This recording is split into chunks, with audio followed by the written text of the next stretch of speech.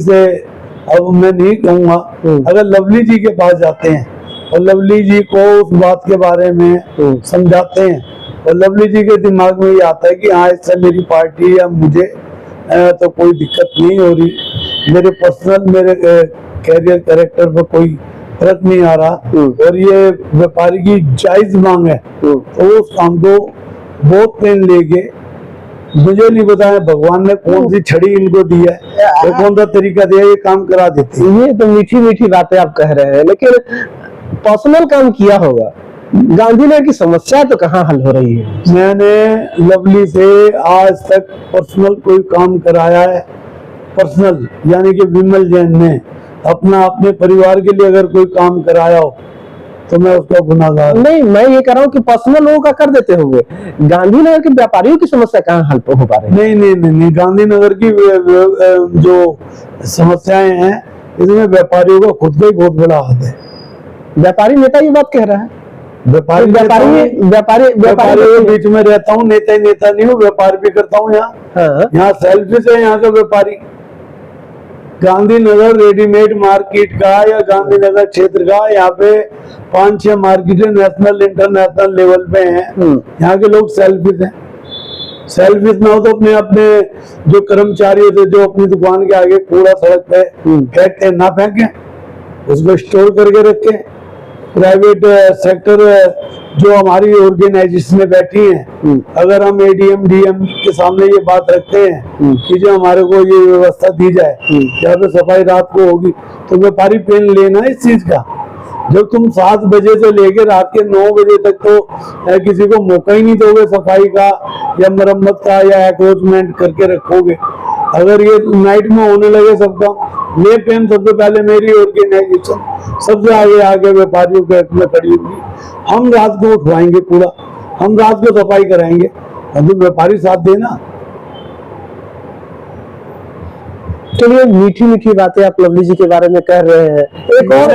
एक और आरोप है बात कर जब आप दूं, मैं लवली का किसी तरीके से बिकाऊ आदमी नहीं, ये मैं नहीं कह रहा हूं। में इस तरह की बातें हैं, लेकिन एक और सवाल उठता है बार बार, इस तरह के गांधीनगर के लोग कहते हैं कि अरविंदर सिंह लवली कुछ ऐसे नेता हैं या कुछ ऐसे लोग हैं जिनको खास मानकर चलते हैं, बाकी लोगों से कोई खास मतलब उनको होता कुछ नहीं है। लवली जी के लिए सभी खास है, सभी आम है। लवली जी इस चीज को नहीं मानते हैं, परंतु एक नेता होने के नाते हर क्षेत्र में, हर गली में जो ऑर्गेनाइजेशन है या सांस्कृतिक सामाजिक और जो मंदिर वगैरह के प्रधान है, अगर कोई बात लेके जाते हैं लगता होगा लोगों को, परंतु लवली जी, मैं नहीं मानता इस बात को कि लवली जी के लोग पर्सनल होंगे, लवली जी उनके पर्सनल काम करते होंगे। लवली जी जब विधायक लड़े थे ना पहली दफा, जब भी अरबपति थे, लवली जी आज भी अरबपति हैं और लवली जी पे किसी प्रकार का कोई भी पार्टी कलेम बलेम नहीं लगा सकी है। नहीं तो 3 बार का मिनिस्टर और 15-20 साल राजनीति करने के बाद अच्छे आदमी पे इल्जाम लग जाते हैं। लवली जी पे आज तक कोई इल्जाम ना लगा है, ना विपक्ष लगा सका है, ना पार्टी लगा सकी है, और ना जो विपक्षी जो छुटभैये नेता होते हैं वो लगा सके हैं।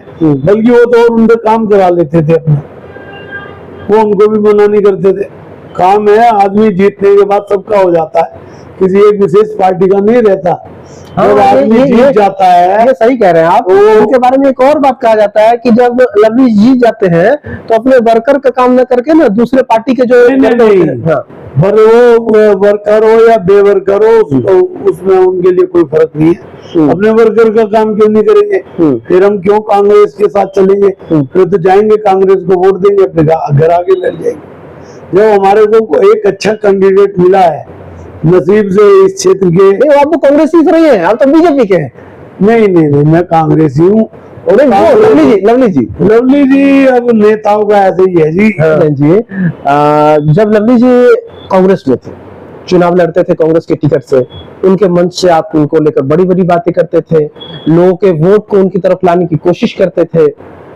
कभी ऐसा दौर आया कि जब बार बार वो चुनाव लड़ रहे थे कि जनता को समझाना मुश्किल लग रहा हो कि भाई पिछली बार उनकी काम हुए नहीं, अब कैसे लवली जी के लिए वोट मांगा जाए? देखिए, ये बीजेपी वाले जाने, लवली जी जाने, या नहीं, जब कांग्रेस में थे तब। नहीं, कांग्रेस में से काम कराते थे ना, हम लोगों को कहते थे कि तुम्हारा कौन सा काम है, लाओ, चलो हम कराते हैं लवली जी से। हम लवली जी को कहते थे, काम हो जाते थे लोगों के। तो इसलिए लोग हमारे पे भी बिलीव करते थे। अब मैं नेता तो नहीं हूँ, परंतु हमें भी नेता समझते थे। तो मंच पर जाकर आप लवली जी के लिए तो वोट मांगते थे? नहीं, वो तो आगे भी अगर कभी लवली जी आजाद उम्मीदवार लड़े, पार्टी से ना लड़े, या कांग्रेस में जाते वो चले गए आगे, दोबारा अगर कांग्रेस में कांग्रेस में आने की उम्मीद है? मैं नहीं इस बात को किसी की बात को मैं राजनीति में ऐसा कुछ नहीं हो सकता है। ये बात जरूर है कि अगर लवली जी जैसे कभी इंदिरा जी के लिए कह देते थे दिल्ली, उनको तो ऑल इंडिया में कहते थे और विदेशों में कहते थे कि Indira is India, India is Indira. मैं तो आज भी कहता हूँ lovely is Gandhinagar, Gandhinagar is lovely. तो कांग्रेस में आ जाएंगे तो आप लोग के लिए ज्यादा अच्छा हो जाएगा, क्योंकि आप लोग हमारे लिए क्या अच्छा हो जाएगा, हमारे को एक अच्छा नेता फिर दोबारा मिल जाएगा, घर वापसी तो हो भी जाती है, दूसरा मनाई भी हो जाती है। हाँ, ये मैं कह सकता हूँ कि अगर लवली जी कांग्रेस में ही अपना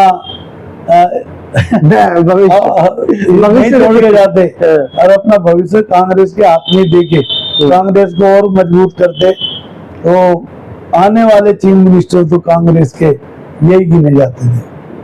कांग्रेस के जो भी वर्कर थे उसको तो अपने साथ बीजेपी में ले गए, लेकिन लवली जी उनके कामों की वजह से, लवली जी से प्यार, लवली जी से एक पारिवारिक संबंध, लवली जी खुद कहते थे मेरी विधानसभा नहीं है ये मेरे परिवार है, ये मेरे परिवार के लोग हैं, मैं इनके घर से जुड़ा हुआ हूँ। तो घर से तो लवली जी जुड़े हुए हैं, घरों से। अभी मेरे पास आ जाए लवली जी, मैं उनको गले भी लगाऊंगा उनकी, क्योंकि एक तरफ बैठा रखा इतने अनुभवी आदमी को, या तो बीजेपी उन पर विश्वास नहीं करती। ऐसा चुनाव के समय इस बार जब वोट हो रहा था, आपने अपना वोट कांग्रेस पर दिया, कांग्रेस को दिया, लग रहा था कि कांग्रेस जीत रही है? नहीं, ये तो पहले से डिक्लेयर हो चुका था, पर ये नहीं पता था कि ये लवली जी 17,000 वोट से जीती है। दिल पर पत्थर रख के आपने कांग्रेस को वोट किया? नहीं, दिल पे पत्थर क्यों रखा, मैं कांग्रेस ही हूँ।